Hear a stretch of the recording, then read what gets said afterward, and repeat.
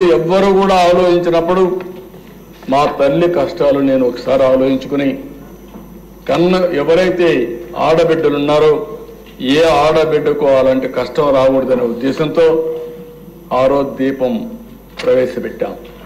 ఈ దీపం యొక్క ముఖ్యమైన ఉద్దేశం చూస్తే అధ్యక్ష ఎక్కడెక్కడో కట్టెలు తెస్తారు. ఓసారి వర్షాకాలంలో బయట ఉంటే కట్టెలన్నీ ఎండిపోతే బాగా తడిచిపోతే ఆ కట్టెలు తీసుకొచ్చి పొయ్యిలో పెడితే ఎంత పొగంటే ప్రతి ఒక్క ఇంట్లో ఒకే బెడ్రూమ్ ఇల్లు ఉంటుంది, రూమ్ ఒకటే ఉంటుంది, అక్కడే కిచెన్, అక్కడే డైనింగ్, అక్కడే పడుకుంటారు. ఇల్లంతా కూడా పొగొస్తే ఆడబిడ్డలు పడే కష్టం అవన్నీ చూసిన తర్వాత నాకు అనిపించింది.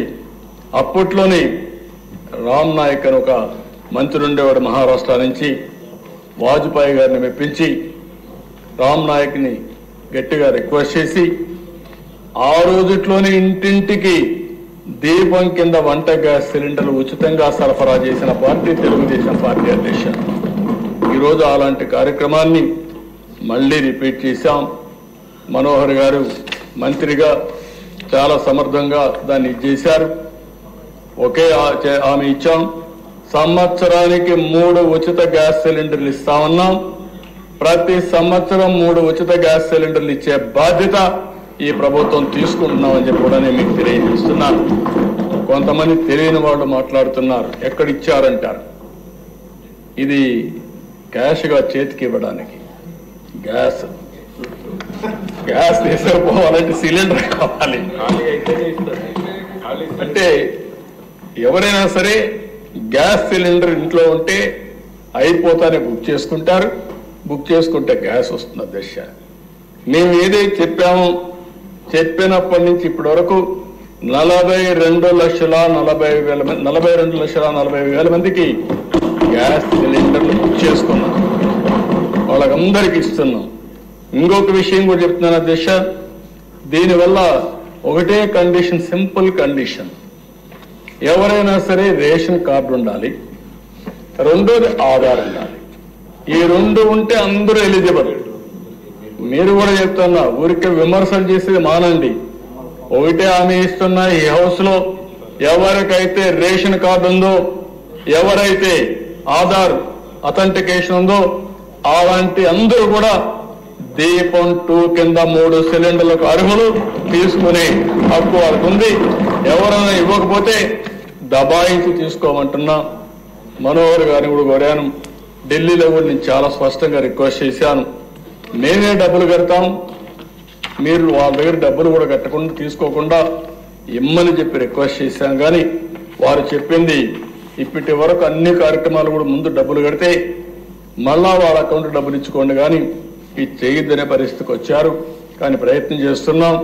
కానీ ఈరోజు ఎవరైనా ఇది కట్టిన ఆర్డర్ బుక్ చేసుకున్న తర్వాత 48 గంటల్లో వాళ్ళ అకౌంట్ లో డబ్బులు వేసే బాధ్యత ఈ ప్రభుత్వం తీసుకుంటా. ఎస్క్రో అకౌంట్ కూడా ఓపెన్ చేశామని చెప్పి నేను మీకు తెలియజేస్తున్నాను. అదే మరిగా దిశ ఈరోజు చెత్త పన్ను రద్దు చేశాం. కనీసం చెత్త మీద పన్నేసి 83 లక్షల మెట్రిక్ టన్నులు చెత్తంతా పేరకపోయే పరిస్థితి వచ్చింది. ఇప్పుడు కూడా చెప్తున్నా నారాయణ గారికి, ఎంత తొందరగా వీలైతే అంత తొందరగా చెత్త వదిలించమని చెప్పి. ఆయన అంటున్నాడు 1 ఇయర్ అంటున్నాడు. 1 ఇయర్ కుదరదు. నెక్స్ట్ అక్టోబర్ లోపల పూర్తిగా చెత్తంతా కూడా తీసే బాధ్యత, వీళ్ళు వేసిపోయిన చెత్తని క్లీన్ చేసే బాధ్యత తీసుకోవాల్సిన అవసరం ఉంది. చెత్త పన్ను రద్దు చేశామని చెప్పి కూడా నేను మీకు తెలియజేస్తున్నాను. అధ్యక్ష, మత్స్యకారులు పొట్టగొట్టారు. 217 జీవో తీసుకొచ్చారు. కనీసం అంతవరకు జీవనోపాధి వాళ్ళు స్వేచ్ఛగా ఎక్కడన్నా చెరువు ఉంటే ఆ చెరువులో ఆ సొసైటీ పోయి ఎక్కడికక్కడ ఉపాధి కల్పించుకునేవారు. అందుకే మళ్లీ ఆ జీవోను రద్దు చేసి మత్స్యకారులకు అండగా ఉండడానికి ప్రభుత్వం ముందుకు పోతున్నాం. అవసరమైతే రుణాలు ఇప్పిస్తాం, వారికి గ్రాంట్ ఇస్తాం, అన్ని విధాల అభివృద్ధి చేస్తామని చెప్పి కూడా నేను మీకు తెలియజేస్తున్నాను. స్వర్ణకారుల కోసం ఒక కార్పొరేషన్ పెట్టాం. ఆ రోజు చెప్పాం, స్వర్ణకారుల్ని పూర్తిగా ప్రోత్సహించే బాధ్యత ఈ ప్రభుత్వాన్ని. మొట్టమొదటిసారిగా దేశ గీత కార్మికులకి 10% మద్యం షాపులు వాళ్ళకి కేటాయించే కార్యక్రమానికి శ్రీకారం చుట్టాం. ఎందుకంటే చేతి వృత్తులు కుల వృత్తుల్ని గౌరవించాల్సిన అవసరం ఉంది. వాళ్ళ జీవనోపాధి పోయింది. అందుకని వీళ్ళంతా కూడా గీత కార్మికులు ఏదైతే ఒకప్పుడు మీరు చూస్తే కళ్ళు గీసి వాళ్ళు జీవనోపాధి గడిపేవారు. అందుకే వాళ్ళ వృత్తిని గౌరవిస్తూ 10% మద్యం షాపుల వారికే కేటాయించాం. ఇంకో పక్కన దిశ అర్చకుల జీతాలు చాలని జీతాలు వస్తా ఉంటే 10,000 నుంచి 15,000కు పెంచాం. దేవాలయాల్లో నాయి బ్రాహ్మణులు ఉన్నారు. వాళ్ళ వేతనాలు 15,000 ఉంటే కాదు 25,000 చేస్తామని ఎలక్షన్ మేనిఫెస్టోలో చెప్పి ఇమ్మీడియట్ గా 25,000 చేసిన ప్రభుత్వం ఈ ప్రభుత్వం అని చెప్పి కూడా నేను మీకు తెలియజేస్తున్నా. ఇంకో పక్క టెంపుల్స్ అన్ని కూడా ధూప దీప నైవేద్యం కింద ఆలయాల్లో ఆర్థిక సహాయం అది 5,000 ఉంటే వాళ్లకు 10,000 పెంచాం. ఉపాధి కోసం చూస్తున్న వేద విద్యార్థులకి 3,000 రూపాయల నిరుద్యోగ భృతి ఇవ్వడం మొదలుపెట్టాం. చేనేతకు జీఎస్టీ ఎత్తివేశాం. గృహ నిర్మాణానికి అదనంగా 50,000 రూపాయల ఆర్థిక సహాయం పెంచాం. రైతులకు గత ప్రభుత్వం బకాయిలు పెట్టిన 1,674 కోట్ల రూపాయలు చెల్లించి ఈ రోజు ఎవ్వరు ప్యాడీ ప్రొక్యూర్మెంట్కి ఇస్తే 48 గంటల్లో వాళ్ళ అకౌంట్కు డబ్బులు పంపించే పరిస్థితిగా తీసుకున్నాం. అది కూడా వాట్సాప్ గ్రూపులు కూడా క్రియేట్ చేసి ఎక్కడా ఇబ్బంది లేకుండా చేస్తున్నాం. మళ్లీ రైతులకు సబ్సిడీ డ్రిప్ పరికరాలు, పాడి రైతులకి 90% రాయితీతో షెడ్లు కట్టిస్తున్నాం. రాజధాని కౌలు రైతులకి మొత్తం 4,400 కోట్ల రూపాయలు చెల్లించాం. ఏ మాట చెప్పాము, గృహ నిర్మాణానికి గ్రామాల్లో 3 సెంట్లు, పట్టణాల్లో 2 సెంట్లు ఇచ్చే కార్యక్రమానికి శ్రీకారం చుట్టాం. అదే సమయంలో 5 సంవత్సరాల్లో ఈ రాష్ట్రంలో ఏ ఒక్క వ్యక్తి కూడా ఇంటి జాగా లేదనకుండా, ఇల్లు లేదని పరిస్థితి లేకుండా ప్రతి ఒక్కరికి ఇంటి జాగా ఇల్లు ఇచ్చే పరిస్థితి తీసుకొస్తామని చెప్పి కూడా నేను మీకు తెలియజేస్తున్నా. ఇవి ఒక పక్కన చేస్తూ అధ్యక్ష, నేను మళ్లీ చెప్తున్నా, ఈ ప్రభుత్వ విధానం పేదలకు సంక్షేమ కార్యక్రమాలు చేయడం, అదే సమయంలో అభివృద్ధి కూడా కొనసాగించడం. అభివృద్ధి చేస్తే సంపద వస్తుంది. సంపద వస్తే ఆదాయం ప్రభుత్వానికి పెరుగుతుంది. తిరిగి పెరిగిన ఆదాయాన్ని పేదలకు ఖర్చు పెట్టే పరిస్థితి వస్తుంది. ఇదే విధానాన్ని కొనసాగిస్తున్నాం. అందుకే మేము ఎన్నికల మేనిఫెస్టోలో చెప్పిన ప్రతి ఒక్క విషయానికి కట్టుబడి ఉంటాం, న్యాయం చేస్తామని చెప్పి కూడా నేను మీకు తెలియజేస్తున్నా. ఇంకో పక్క అభివృద్ధి వైపు వచ్చిన ప్రదేశ అమరావతి. ఆ రోజు మీరు చూస్తే అమరావతి కానీ పూర్తయి ఉంటే మనకు ఒక నగరం వచ్చేది. ఒక నగరం వస్తే ఆర్థిక అభివృద్ధికి కేంద్రంగా ఉండేది. దీనివల్ల ప్రభుత్వానికి ఆదాయం పెరిగేది. దేశంలో ఎక్కడ చూసినా పట్టణాల్లో ఎక్కువ జనాభా ఉంటారు. అదే మాదిరిగా ఆదాయం కూడా ఎక్కువ వస్తుంది. దీనివల్ల ప్రభుత్వానికి కూడా ఎక్కువ ఆదాయం వచ్చే పరిస్థితి వచ్చింది. కానీ సౌత్ ఇండియాలోనే కాకుండా భారతదేశంలో చూస్తే పట్టణ జనాభా తక్కువ ఉండే రాష్ట్రం ఆంధ్రప్రదేశ్ రాష్ట్రం అధ్యక్ష. దీనివల్ల కూడా మనం చూసినప్పుడు దక్షిణ భారతదేశంలో తక్కువ పర్ క్యాపిటల్ ఇన్కమ్ ఉండే రాష్ట్రం కూడా మనది. ఇలాంటి ఇబ్బందులుంటే ఈరోజు అమరావతి కేంద్రం కూడా పూర్తిగా సహకరించింది. 15,000 కోట్ల రూపాయలు డబ్బులు ఇవ్వడానికి ఒప్పుకున్నారు. డిసెంబర్ నుంచి పనులు ప్రారంభిస్తాయి. మొత్తం అన్ని పనులు పూర్తి చేసి మళ్లీ అమరావతికి పూర్వ వైభవం తీసుకురావడానికి శ్రీకారం చుట్టాం. పనులు ప్రారంభమవుతాయి. అదే సమయంలో మళ్లీ పెట్టుబడులు కూడా అట్రాక్ట్ చేయడానికి ఏమేం చేయాలో చేస్తున్నామని చెప్పి కూడా నేను మీకు తెలియజేస్తున్నాను. నిన్నే చెప్పాను అధ్యక్ష, పోలవరం ఒక గేమ్ చేంజర్.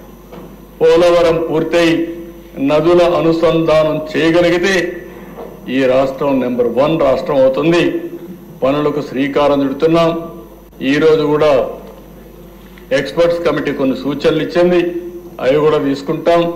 పగడ్బందీగా పోలవరం పనులు ఏ విధంగా చేయాలో చేస్తామని చెప్పి కూడా నేను మీకు తెలియజేస్తున్నాను.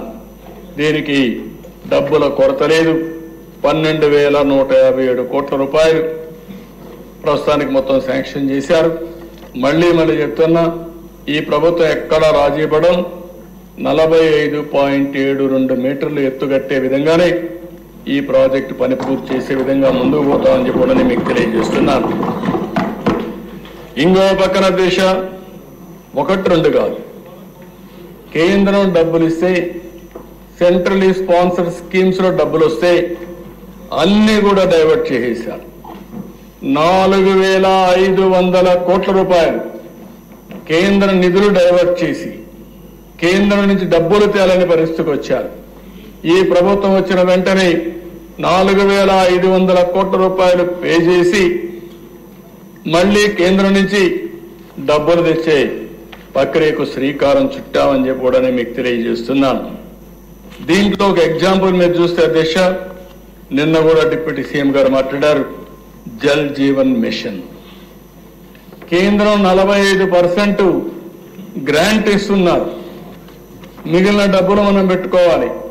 కొన్ని రాష్ట్రాలైతే 1,00,000 కోట్ల రూపాయలతో ఇంటింటికి ట్యాప్ ఇచ్చే పరిస్థితికి వచ్చారు.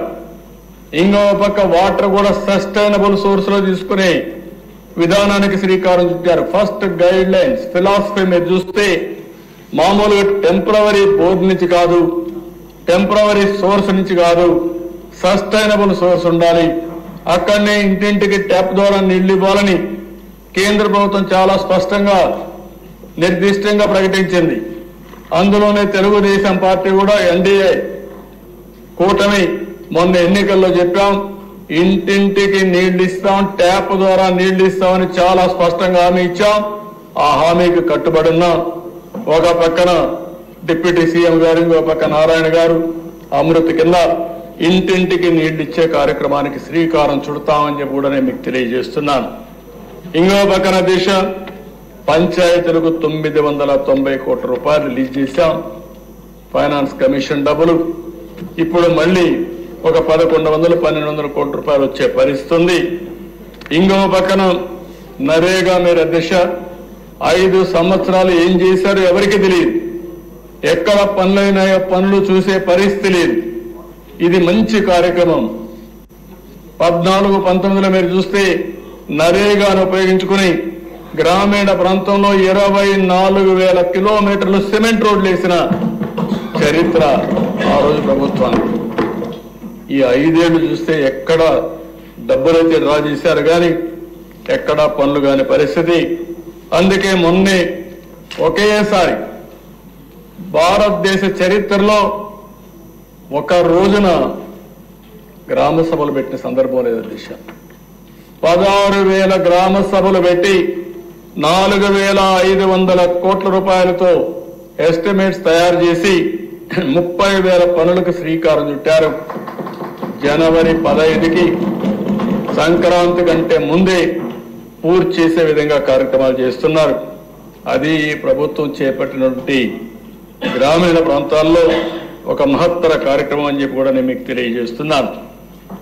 అదేశ రహదారులు ఈరోజు మీరు చూస్తే R&B రోడ్లు ఉన్నాయి, అన్ని రోడ్లు గుంతలు పెట్టి వెళ్లారు, గుంతలు తవ్వి వెళ్లారు. ఎక్కడ పోయినా ఏ రోడ్డు చూసినా భయంకరంగా ఉంది. ఈ విషయంలో మనందరం గుర్తుపెట్టుకోవాల్సిన అవసరం ఉంది. రోడ్డు అనేది ఒక నాగరికతకు చిహ్నం. రోడ్డు ఉంటే రవాణా మెరుగైన రవాణా ఉంటుంది. రెండోది, గ్రామాల్లో మనం రైతు పండించే పంట కూడా మార్కెట్కి తీసుకుపోయే అవకాశం ఉంటుంది. ఇంకో పక్క మన ఆరోగ్యం కూడా ఈ గుంతల రోడ్లు చూస్తా ఉంటే చాలా అనారోగ్య సమస్యలు 1-2 కాదు, అన్ని సమస్యలు. అందుకే గ్రామాల్లో ఉండాలంటే ప్రజలకు కూడా విరక్తి కలిగే పరిస్థితి వస్తా ఉంది. అందుకనే ఇవన్నీ కూడా చేయాలనే ఉద్దేశంతో మొన్ననే కొంతవరకు రోడ్లన్నీ గుంతలన్నీ క్లీన్ చేయాలని 860 కోట్ల రూపాయలు శాంక్షన్ చేసి సంక్రాంతికంతా గుంతలు లేని రోడ్లు తయారు చేయాలనే ఒక సంకల్పంతో ముందుకు పోతున్నాం. పార్ట్ రోల్స్ ఫ్రీ రోడ్స్ తయారు చేస్తాం. అయితే అధ్యక్ష, ఇక్కడ మళ్ళీ ఒకసారి చెప్తున్నా, దీంతోనే సమస్య పరిష్కారం కాదు. ఇంకా చాలా రోడ్లు ఉన్నాయి. ప్రభుత్వానికి కూడా ఒక పక్క ప్రథమ ప్రాధాన్యత సంక్షేమ కార్యక్రమాలు ఇవ్వాలి, ఇంకో పక్క కేంద్రం నుంచే ఇచ్చే డబ్బులకు మనం మ్యాచింగ్ గ్రాంట్ ఇవ్వాలి, మూడో పక్కన అభివృద్ధి కార్యక్రమాలు చేయాలి. అప్పుడే మళ్లీ ఆదాయం పెరుగుతుంది. అదే సమయంలో మనం రోడ్లు కూడా వేసుకోవాల్సిన అవసరం ఉంది. అందుకే నిన్న మీరు చెప్పినప్పుడు కూడా చూస్తే అధ్యక్ష, దగ్గర 10 లక్షల ఎకరాలు లిఫ్ట్ ఇరిగేషన్ ప్రాజెక్టుల ద్వారా నీరు అందిస్తున్నాం.